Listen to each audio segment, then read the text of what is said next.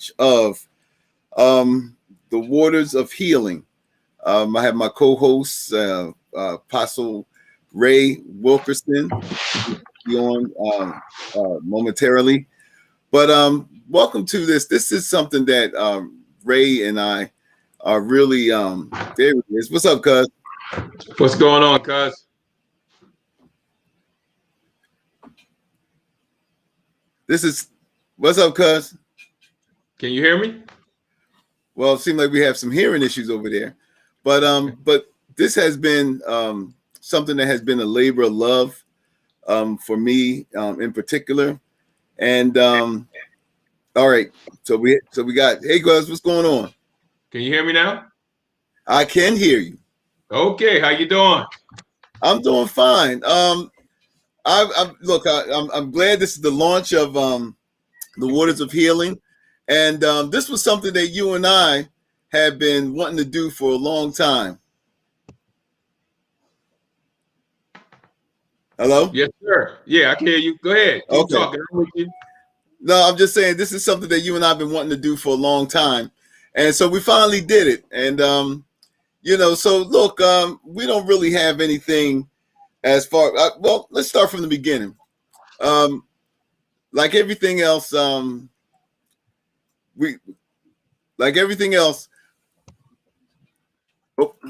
can you still hear me? Because it seems like I'm having issues on this end. Okay, all right. You're good. Okay, good. So anyway, Ray, let's talk about, man, why did we want to do this in the first place? But before we do that, please push the like button, notify and subscribe. Notify and subscribe. I guess with Jackie not being by my side is something else, right? I can take care of that for you. Okay, cool. But look, so anyway, Ray, let's talk about why we decided why this is so important to us. Well, see, one of the things that I just want to thank my cousin. This is my cousin, and everybody that's on right now. I want to thank you guys for tuning in. Hit that like button, hit that share button, and what's real important, hit that notification button. Hit that notification button, and what you might think about some other people. Tag like 10 people if you're over there on Facebook or whatever. But anyway, one of the reasons that we was going to do this because this is a platform for men, and most men, we don't have no place to go to really talk about what we want to talk about. That's right. Our pride and our ego, won't allow us to be transparent. So So I found myself in a place where I'm struggling in my mind with all these different things. This is a men's platform. Okay. So the reality is, and then, especially in our ethnicities, because of the history of white people with black folks and how they indoctrinated certain things on black women, there's a tendency right now for us to feel belittled by women. So when we try to be masculine, for some reason, we can't be all that we can be. And we have nobody to talk about it. And you wonder why. And this is not justifying, this is not doing. So we get frustrated, and our frustration, because we are men, we take our frustration out in one way. We either go into the pit or we get crazy. Exactly. Go ahead, cuz. No, I'm saying exactly. I mean, one of the things that you said that really was important to me was the fact that we don't have what we call safe spaces. And Ray, like I know, I can go back 30 years or more when all of the talk shows, and this is one of the things that really inspired me to want to participate in this, is because I can remember how for every talk show when I was coming up, how when it was always the subject of when the subject of black men always came up, it was always this demonization of black men. Like nobody was trying to understand how we felt, how we think. Even when we did try to express ourselves, it was always they would always go to black women, or to basically like validate what we were thinking, and so we really never had have a chance, or we didn't have many chances to really express what's coming from us. Now, let me say this: you and I are not are not psychologists. We don't, we're not professional psychologists or therapists, so I don't want anybody to get that all, confused about that. So what we're offering though is our own experiences. We're offering those experiences which between me and Ray, I think qualify us to really speak on a lot of things. Is that right, Cuz? I think that qualifies us. But real quick, I want to give a shout out to Phil, to Maurice, to David. Thank you guys for tuning in. Go ahead, cuz. Yeah, I think we kind of qualify. We're from this place right here called Camden, New Jersey. And the motto is if you can make it through Camden, you can make it through anywhere. Yeah. Staying focused on what we were saying, even when even when we would share our feelings, if we would share our feelings with our girlfriends or our significant others, then we were perceived as being soft. Right. We want you to tell us what you feel, but when you tell them what you feel, now you are soft. So then once again, and you're gonna keep hearing me talk about this pit that we go into, because we can do everything in the pit. We can make love, we can go to work, we can do all those things, but in that pit, we all by ourselves and we shut down and nothing can get in. It's like scales. We get this scales like in a snake, where in the snake scales can't no air get in and can't nothing come out. So whatever it is in us ain't coming out, and we ain't letting nothing good in.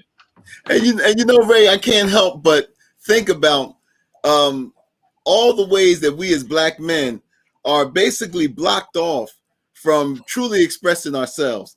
I mean, even amongst other Black men. Now, I know when I was coming up in Camden as a young man, it wasn't really cool, to really like be into different things. Like, for example, and I can admit it now, I'm 55 years old, but, I'm sort of like a nerd at heart, man. I was coming up, I love, I did everything that, boys did, play the sports and, chase after the girls and everything else. But I also had those other interests that wasn't really shared by, my peers. So I like reading.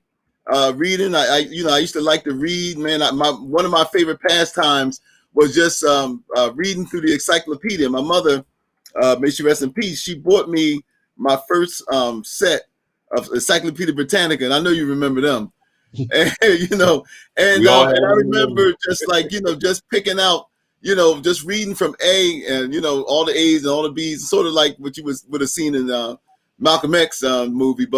And then she bought me Time Life books, and all these other things. So, and having this consuming this wealth of knowledge, I didn't have anybody to really talk with it to about it, because when we was coming up, man, it wasn't really cool to be like a bookworm or or to be like kind of like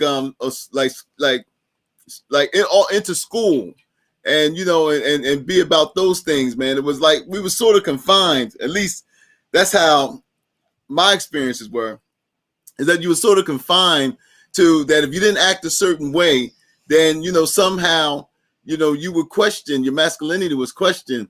It was this template on what Black men are supposed to be. Did you get that too? Oh, well, you see, I could tell we family, because I was like an undercover nerd. I just hung with the cool guys. But I got exposed my senior year. When the yearbook came out and my picture was on the debate team on the protege club. Yeah. That's right. So, I was always in this stuff, and, here's the reality that I come to, that I understand today. I never fit in. Mm-hmm. No matter what, I was living in the projects, grew up in South Camden. I was living in the projects, but in East Camden, West Village, projects nobody didn't really come to. And you go to school every day, and there was this persona that I had to put on. There's the persona that we have to put on, especially coming from inner city. And Camden had a reputation for being tough.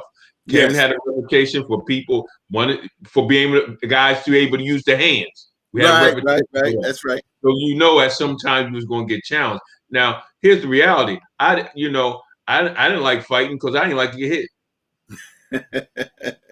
I'm just telling you the truth.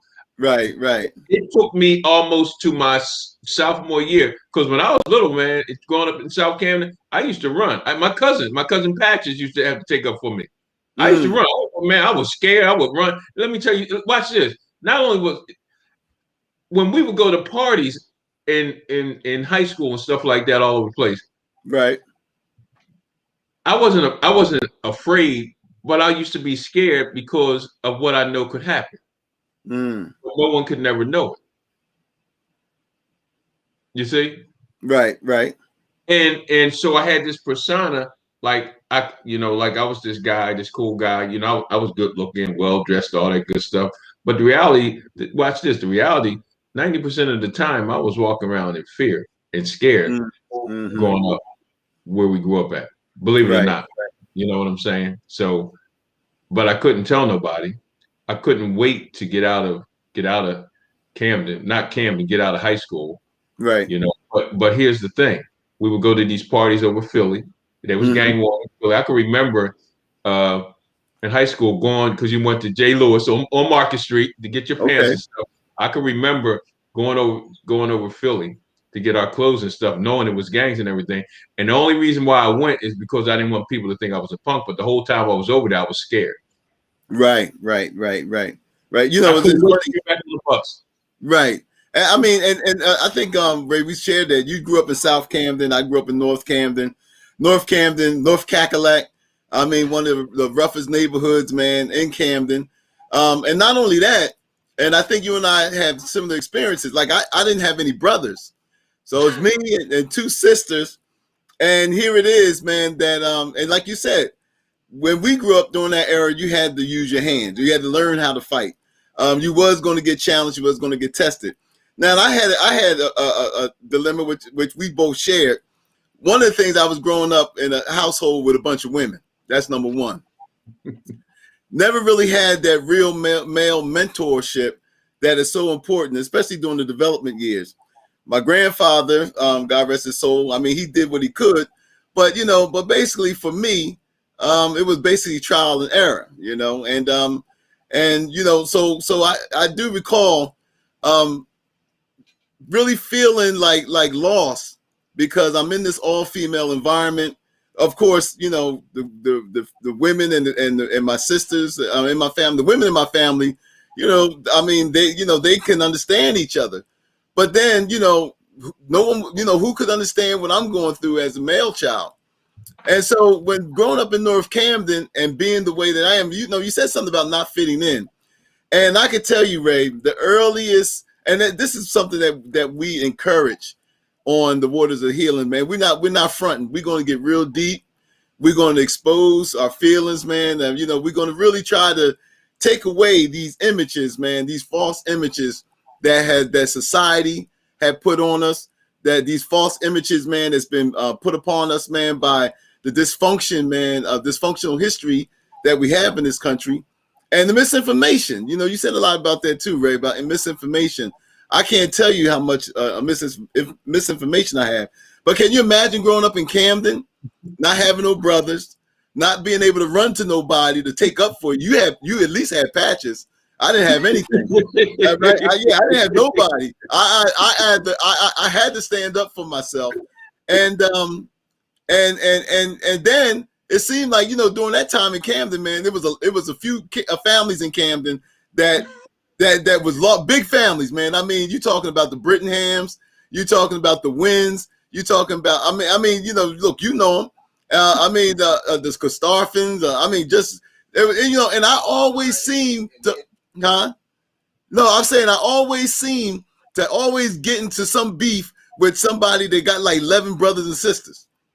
But here's the funny part, cuz you said all these big families, but you never talked about ours. That's right. But see, that's the thing. I didn't know all of Let our me family. break. So I'm gonna break this because we had one of the biggest families out there, Dunlaps, Walkers, and if I could be because me and your dad, my uncle, we have a Right. similar story. You know what I'm saying? That's right. I had an older brother, but I was really the older brother, and even he left early. So in high school, it was just me and my mom. So really, I grew up really by myself. And um, so not having a dad, that's not an excuse.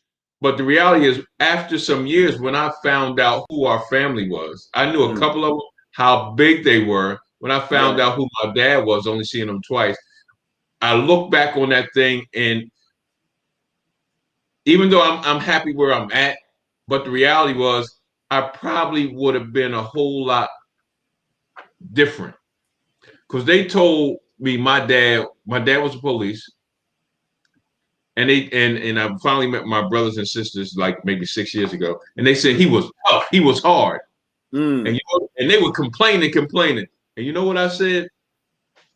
I wish he was there because I needed hard. Wow. Because I started using drugs. I started, I got my heart when I started drinking Thunderbird. Then, I wasn't scared no more. My Thunderbird, back then we had all types of drugs. So I stayed high.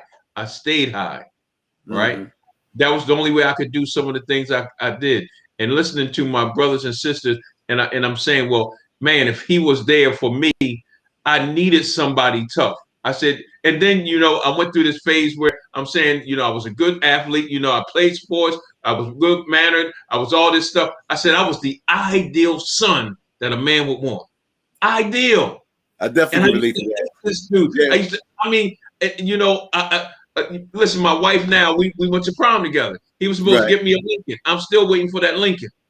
So about, I get strung out on drugs and all this stuff, and I'm in this drug program, and I start writing how much I hate my dad, and man, I can't stand this. And then something happened. I was on drugs. I can remember times I wanted to be with my kids, but the drugs overtook me, wouldn't let me be there, right?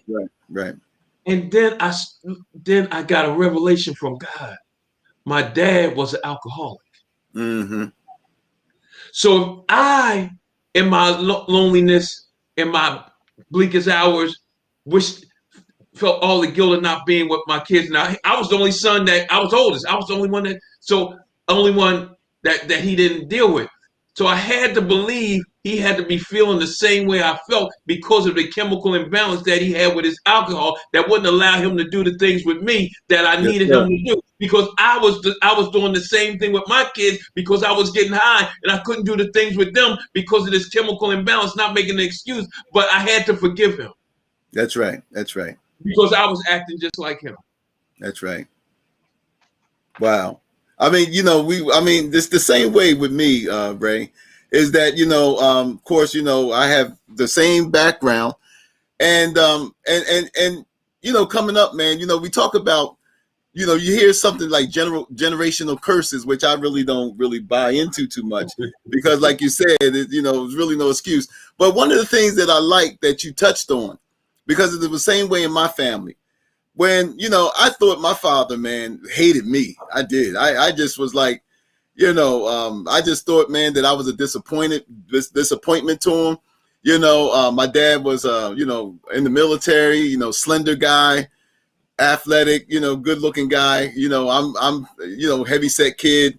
All the things that I appreciate about me now, I felt like my father was ashamed of me. So, I had to carry that burden, and I had to carry that burden of thinking that, I have a father that really, for some reason, I felt was ashamed of me.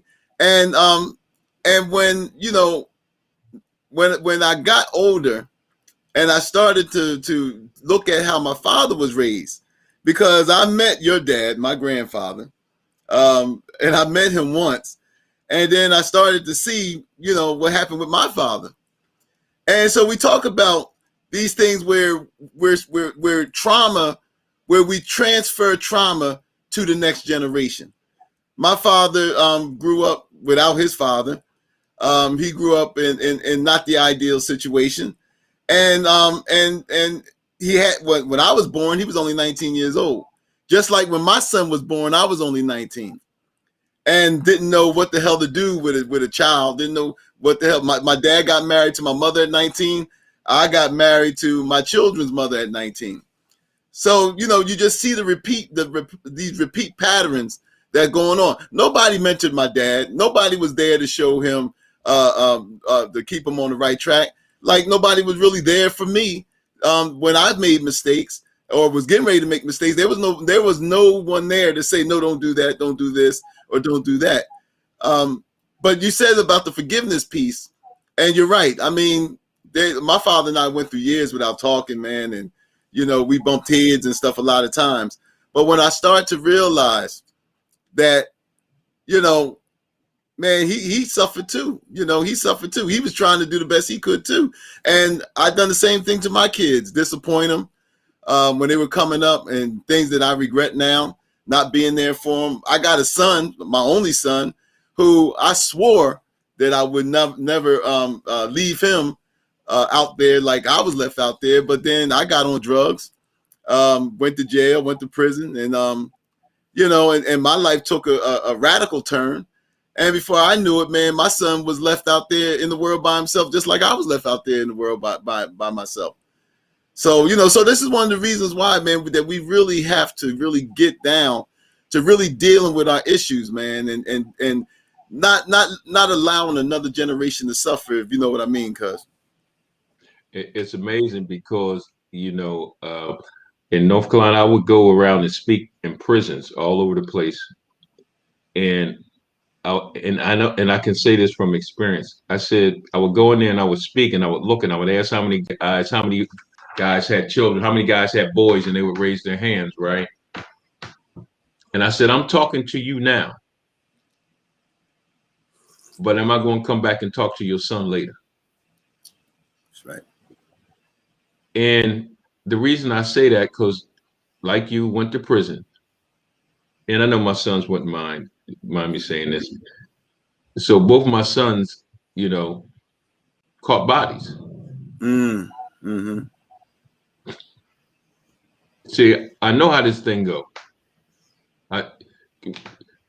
And until I had to come to the reality, right, that I had to face up that it wasn't no curse or anything like that. What the reality was, I was a scared man running, didn't want no responsibilities, because and here's the reality, because I would get to a place wanting to be there, but man, that for me at that time, I'm like, I'm just gonna keep it honest. I couldn't handle it. I had my son at 16. Mm. You know what I'm saying? It Right. wasn't, but that's not the end of the story, because here's the amazing part. All my children now, we're like tight. We, all of my entrepreneurs writing books and all that good stuff. So I'm gonna say to all the men out there that's listening to me right now that you might have to be in a similar situation, but I'm telling you, there's hope. That look, the story is not over. A lot of times you say it's not how you start the race, but how you finish it. That's right. We can finish strong. You know what I'm saying? I'm teaching some series right now, and I think for us, and if somebody can type this in the comments, if one of you brothers can type it, it's time for us to start being honest with ourselves about ourselves. You know what? Listen, I was the biggest liar in the world, man. I would listen. Oh, you too, huh? Listen, watch this. You was the biggest lie in the world. I was the second biggest lie in the world. And guess what? I told the biggest lie to myself. Right.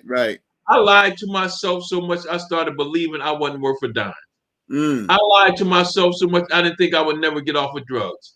I lied to myself. I never thought I would be a good father. I lied to myself. I thought I would never be a great husband. I lied so much to myself that I lied about myself to myself. That's right. And until we actually, as men, get honest, and that's what this is for, we can get honest with ourselves in this forum, right?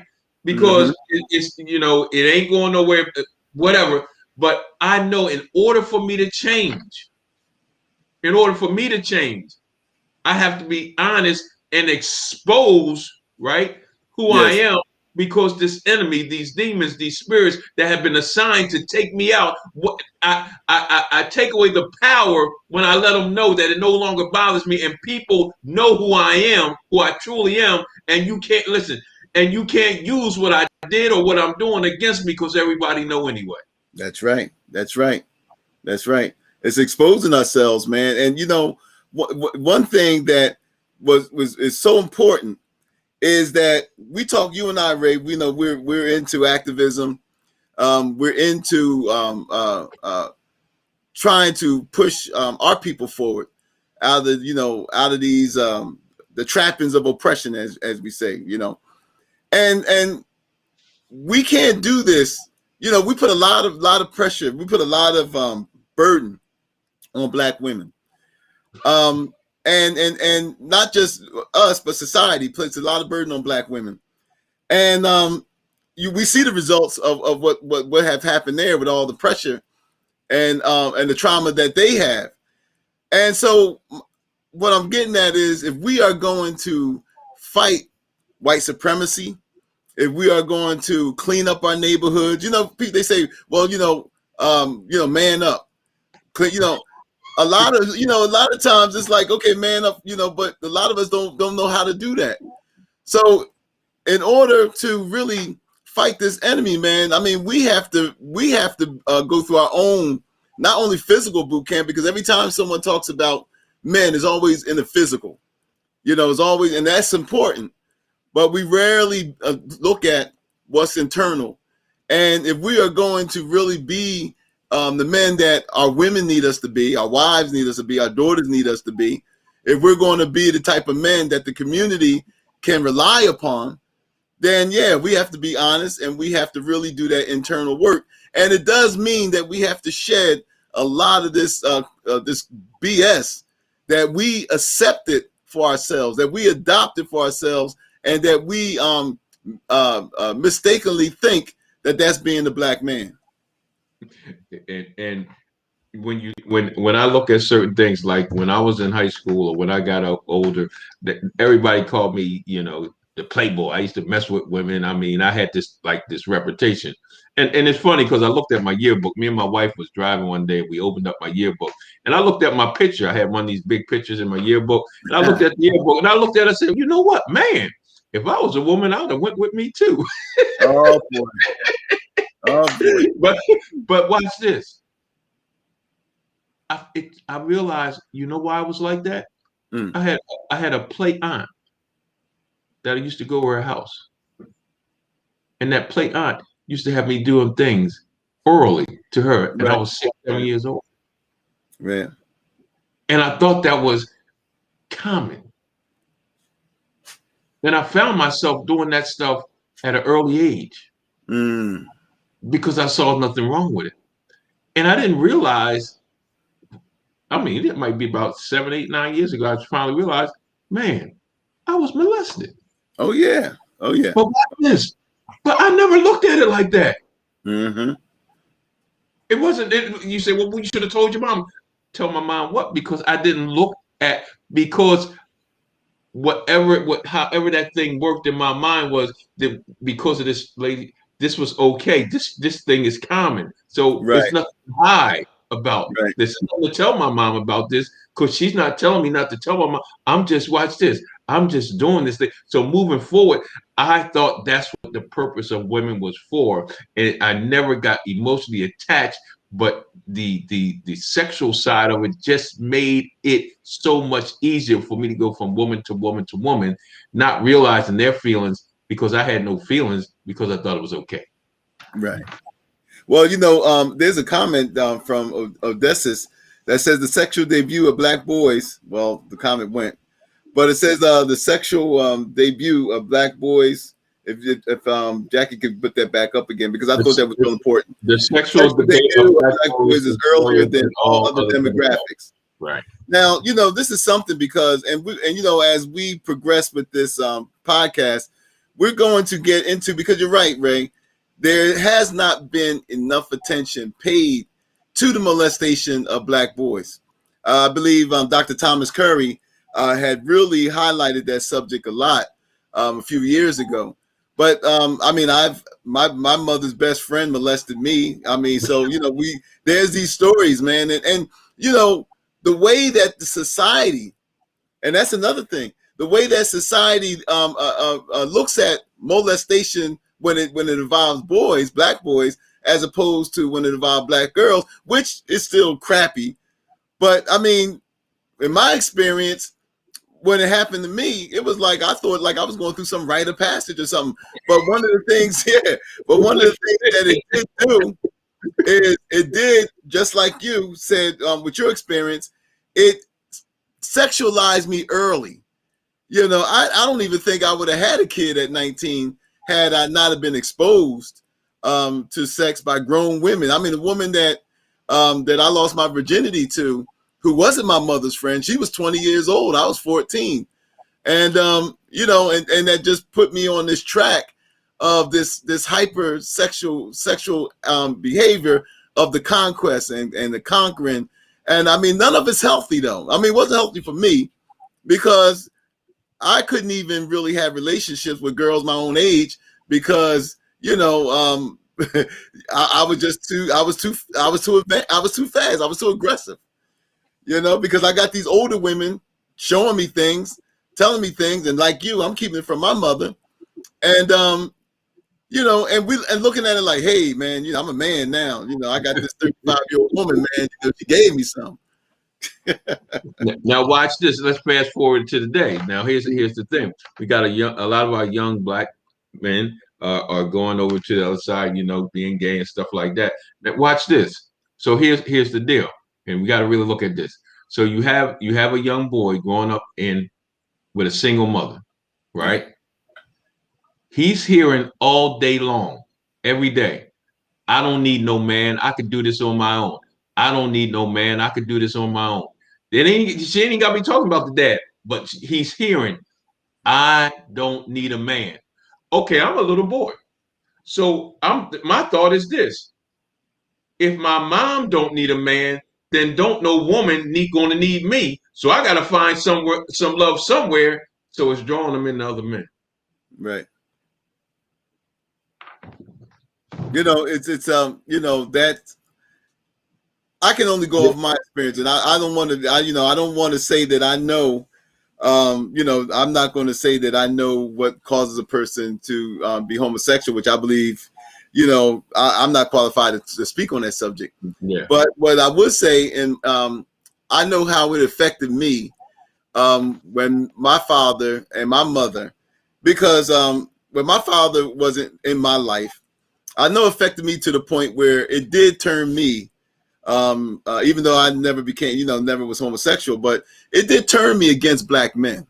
I you know, I had the same attitude that my mother and her friends had, where it was hard for me to get close to black adult men. I never been molested by a man, never had those type of issues, but I couldn't trust them, right? You know what I mean? I couldn't trust them.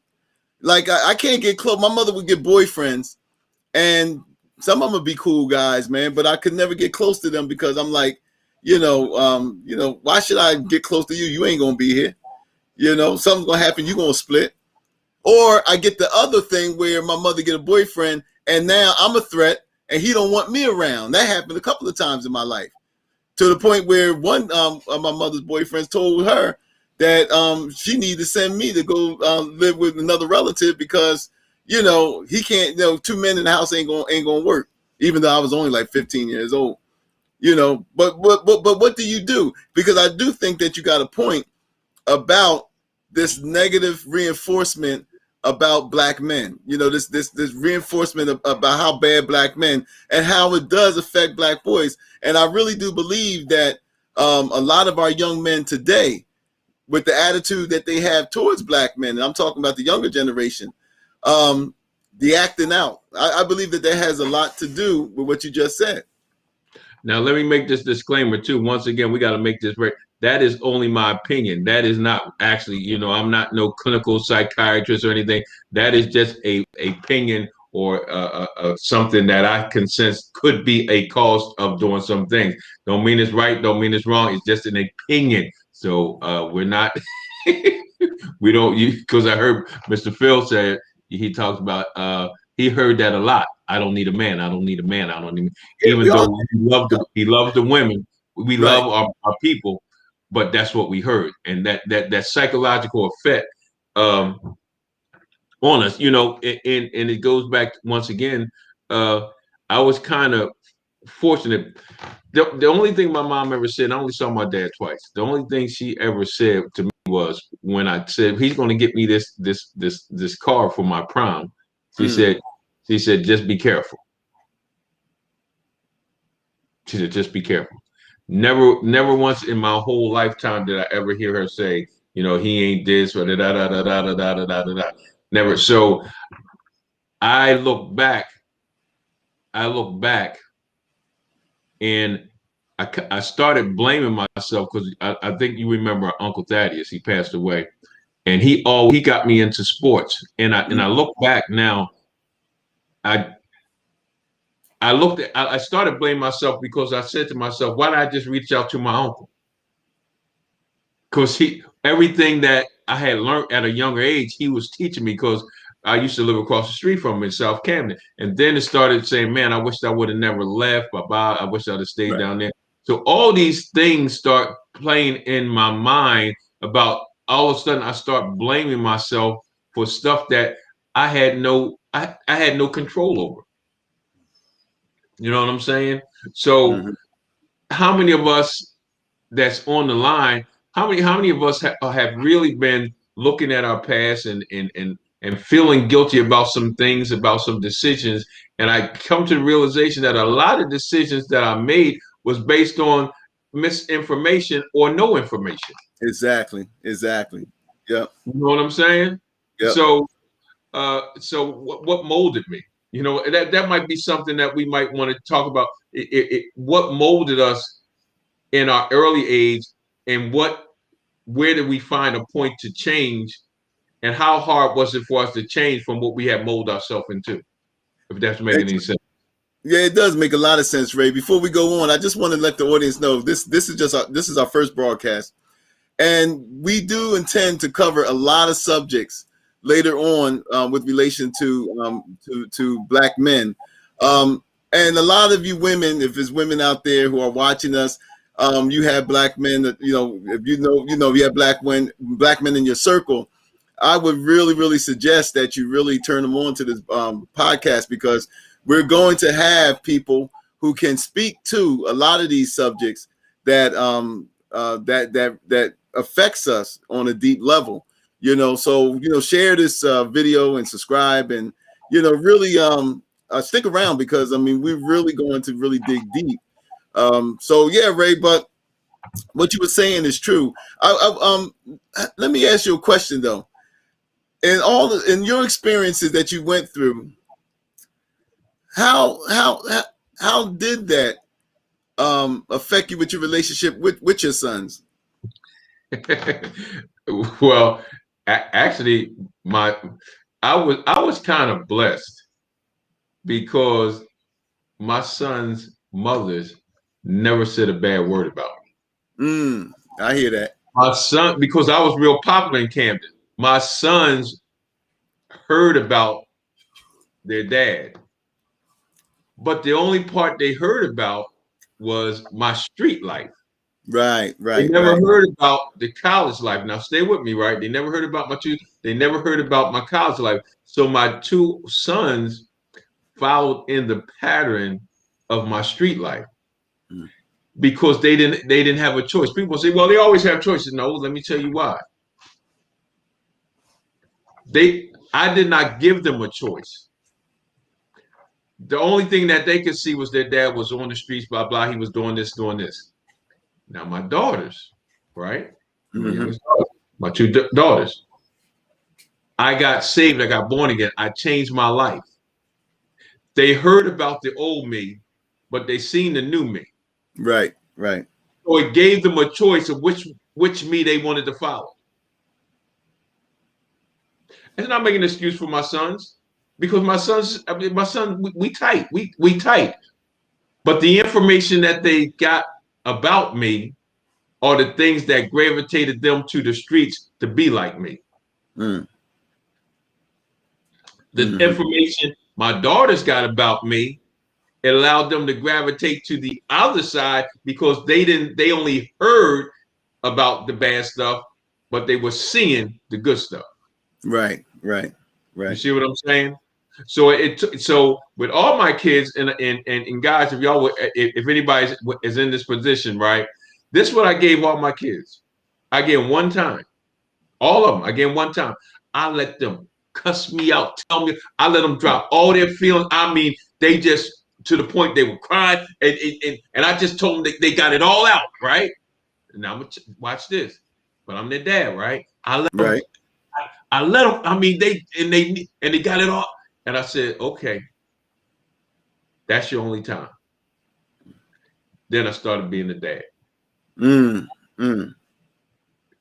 You got it all off your chest. Now I'm your dad. Right. Because I can't let my past and what I didn't do be held hostage to not be a man to raise my sons or be there for my sons and daughter in the way that they needed to be. I brought my daughter to North Carolina when I was in North Carolina. She was supposed to stay with me for a week. She wound up staying the whole summer. Mm-hmm. Her mother called me back after she got home. This is the most powerful thing, and I'll never forget this. She said, "I'm glad I stayed with my dad. Now I know what a real man looked like." Wow. This is. I mean, man, that's really inspiring, man, because a lot of men, including myself, have been in predicaments or situations, man, in relationship with our children where we just felt, man, that we could never repair those relationships again. You know, Let me just cut you off real quick because yeah, I just want to respond and say, no, it wasn't easy. I never said it was easy. It's hard. right. That thing is hard. It's not easy. I might be saying it easy, but trust me, when they was crying, I was crying. When they was saying stuff, that stuff was hit. I mean, I felt like this, and because they was hit me with truth. They was hitting me with truth, and I Right. couldn't listen. I never responded because everything they say was truth, and even if it wasn't, that's how they felt. I'm sorry, Right. cuz. No. I mean, no, you're right. And I mean, all families, we all have our own dynamics. You know, everybody's not the same. Everybody doesn't handle things the same. But I was just thinking about how when you were talking about how you allow your children to express how they felt. My son expressed himself in a rap record. and you know, during the time, I mean, man, he got some skills too, man. I'm proud of my boy. But one day, my daughter, because I didn't know that my son was into to rap. I didn't know he had a group. I didn't know a lot about that side of him. So one day, my daughter, point me to the direction of where I can listen to some of his music. And I'm listening to all these songs he wrote, and I'm like, man, I like it, man. This kid got some talent. And then it came to this song about "Painful to Remember." I'm never gonna forget the title. And it's "Too Painful to Remember," something like that. And I didn't know what the song was about, but I found out. And I started listening to the song, man. And my son basically just, poured out how he felt about the relationship with me and him. How the way that I left them and their mother due to my addiction, and and how that left them in a bad spot. And I remember, man, hearing that song, man. I remember, and I was in a relationship with somebody else at the time, but I remember just crying. I mean, tears pouring out of my eyes, man, because I could feel the guilt of, it's not that I never felt the guilt of how I felt like I abandoned my children and their mother, but to hear that, to hear that coming from him, I mean, man, that was a whole new level. And I know what you're talking about when you say when your kids give it back to you, because when I heard that song, I mean, man, it was like, damn, because I was so self-centered. It was all about, my guilt, my feelings, how I felt about it, how I looked at it. But then when my son, in his way, gave it back to me, I mean, man, it really forced me. Now, I'm not saying I changed overnight, but what I'm saying is that I was never the same after hearing that. And it did really encourage me to not surrender to situations in my life that was causing me to stumble, that I was going to fight regardless, no matter how long it took, because I didn't want to be that dude, man. I mean, Ray, man, we grew up with with people, man, whose father was the wino on the corner. We grew up with them dudes, man, and it's like, You And we know, became them. yeah, and there you go, and we became them. My You know, daughter, I'm sorry, go ahead. I just wanted to just say this, man. You know, my relationship with my son, man, is a little different than how your dynamics went, because I admire my son in a different way, to the fact that to me, it was like he became the man that I should have been. Like, he got there before me, you know, and I told this to him. You know, he avoided a lot of the pitfalls that I went through, and thank God for that. And I tried to mentor him as much as I could. But I mean, one of my biggest respects for him, man, is that, you know, I felt like, man, you know, he became a man quicker than I did. You know, so I mean, you know, he got a lot to teach me. Oh, okay. So, you know, I mean, but this is what we're getting to. I mean, I'm even getting emotional now, because I mean, we're just scratching the surface, Ray. And now watch this, and it hit my spirit, because I know why my kids were so mad, because I wasn't man enough. I was not man enough to stand up for them. What I mean, I was in relationships with women who had other kids, taking care of their kids, and they didn't want, and they had issues with my kids, and I cowered up and didn't stand up for my kids. Right. Yep. Hey, look, and you know how. And here's because with my dad, same scenario, right? The only difference was these were my half brothers and sisters. The children that I was taking care of had no physical, no bloodline relationship at all with my kids. Right. And I can say this today, that a lot of times in my life, I can't say about nobody else's life, that I cowered down from being a man for no other reason than the fact that that's what I did, and I got to take responsibility for that. Right. Yeah. Wow, man. I mean, it's really deep, man. And you know, when we connected, because that's another story we're gonna tell. Yeah. You know, when we connected, man. I never knew. I mean, besides looking like my father, but which he does, he looks a lot like my dad. But the fact that we had those similar stories, man. When you and it's funny, you know, just to mention my son again. I remember telling you when you said you was going to contact him with what y'all was going to do, and I told him, I said, you're going to find out that he got a lot of Dunlap in him. And when you talked to him, you told me, you said, "Yup, because he does. He got a lot of Dunlap in him." When I was listening to him, he sounded just like me. Yep. Everything business wise, and everything. He said, man, I was working for these people, and I was making good money. But imagine how much I was making up. That is my exact words when I was working on the Fortune 500 companies in New York. I was like, wait a minute, y'all paying me six figures, right? I know I'm making good money. How much y'all making? I know what y'all gotta be making, and guess who's doing all the work? And I ain't never worked with nobody else again after I did that. Yeah, you know what, though, Ray? One of the things, man, that I hope people get from this, because we know we're really basically just introducing ourselves to everybody here.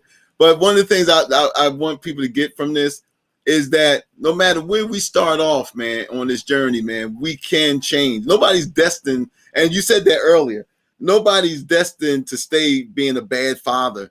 Nobody's destined to go on a path that's going to lead you, to the drugs and the prisons and all this other kind of stuff, man. I mean, this is one of the reasons why we're here, in order to help men, because we don't get a lot of help. I remember one time, man, I was listening to this program on a radio when I was living in Newark, New Jersey, and they had a show where you had a bunch of, and we need to look at this too, Ray. And I'm gonna bring this up. They had a bunch of men, middle-aged men, sitting around talking about how bad the younger guys are, and all, they're just nitpicking. Oh, these guys don't do this. They sag their pants. They do this and they do that. And so they had people phone in, and this one young man phoned in, man. And to this day, I will never forget what this man said. He called in and he said, I've been listening to y'all talk about us. He said how bad we are. He said, well, I got one question to ask all of y'all. Where the hell was y'all at? He said when our mothers was raising us, y'all ran to the hills. Now you want to come back and tell us how we should be? Man, there was not a single word spoken amongst that panel, man. And when I heard that, I was like, wow, he's right. He's right. It's like, this is the thing that I feel, man, that we have to correct. If I wasn't there for my kids when they were coming up, I could be there for them now. I mean, we can't do anything about the past, right, but I could be there for them now. And so we it's not for us to tell ourselves that, we can't change, or, my kids are never going to accept me, or, first of all, we got to stop being chumps. Like you said, we got to stop being chumps and face face our mistakes, face what we did wrong, and go about to the best of our ability trying to rectify that. Yeah. It's amazing because it reminds me, I forget what that movie was, and there was the old OGs fighting against the young boys, and the young kid, and Jim Brown said something to the young kid, and I never remember this because I shared this with some people from Camden. The dude said, yeah, you started this, so you created me. When I go to Camden and I hear him sometimes talking about how these young boys is crazy, this and that, I said, well, it's our fault because it's all us old time hustlers that we don't hustle no more. I said, it's right. Our fault. They saw us doing it. They just took it to another level. That's right. So it's our responsibility to go back and try to help them instead of talking about them. Two things I want to say real quick, because one of the things that one of the young people that I understand, I don't try to tell them to do anything because this is 2021. I wait for them to talk to me, but the most important thing is, as a 62-year-old man, I can walk down the street. I will never cross the street from a bunch of young men. Why? One, I dress like I'm 62. I walk like I'm 62, and I act like I'm 62. The reason why a lot of these young kids, and this is just my opinion, guys, everybody got their own opinion, okay? We just need to get to the truth. If I got my hat on backwards, if I got the jeans, I got the throwaway shirt, if I'm dressing just like them and I'm 50-something years old, then most of the time, because I look like them, they're going to treat me like them. And that's just my thought from my personal experience. I dress like I'm 62, and most of the time when I walk them, they'll say old head or or whatever, but I never cross the street because I don't look like them. Ray, our kids are looking for us. So our kids are looking to look up to us, man. They don't need us to come down. And I'm glad you brought that example up, because I experienced the same thing. When I stay in my lane, then them young guys, I never have no trouble out them young guys, man. And I like you, I lived in Philly, I lived in Newark, I lived in some of the toughest hoods, man. And when I carry myself, when I'm in my lane, first of all, I'm never going to be afraid of black people. That's number one. But I'm never going to be afraid of my own people. But man, I was able to live and survive in the toughest neighborhoods, man, because just that very fact that you mentioned is the fact you got to know. You got to know how to carry yourself as a man. Our young men out there, contrary to popular belief, are looking to respect us, man. But we have to earn that, though.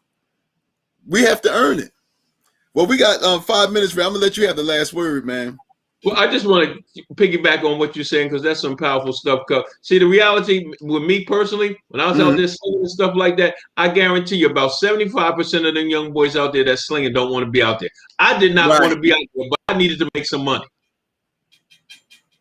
Hope if we could, we want to give them work. We want to give them job training programs and stuff like that. But unless you attach money to the job training programs, they're not going to stay. They can't be waiting doing a job training program for 6 to 8 weeks and not making no money. They got kids and stuff like that. So these are some of the solutions. You got to put that to. But the last word is, today was just me and my cousin. We were just sharing that you That's can right. get to know who we are. A lot of times we get people on here and they never tell you about yourself. So I'm listening to most people. I don't know who they are. We want you to know who we are, where we came from, some of our true experiences, that we're not afraid to open up, that you shouldn't be afraid to open up, so that watch this, so that we can heal, so that we can change.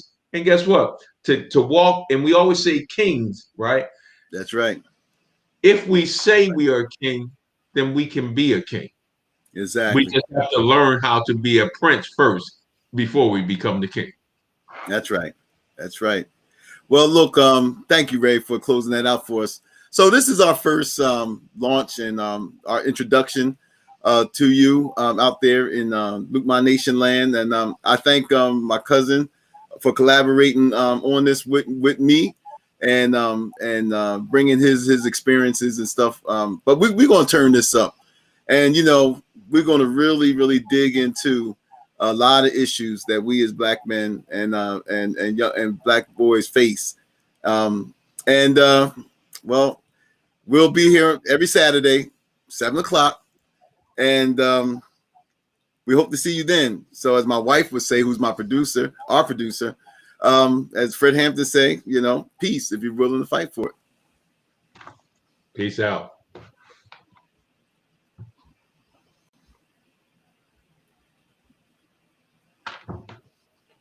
How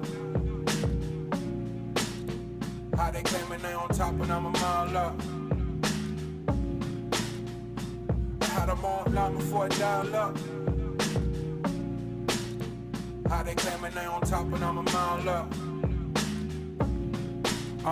I know the wall's closing in, but don't you dare give up now. Poe believed in me, pull up through some bucks down. Todd told the valet pull the truck round. Push the line up that we drew it, it's just us now. Would you believe me if I told you my granny told me she prayed this? Then booked the surgery just to pull me out of the basement. Right back where I started, nothing to show for a facelift. Got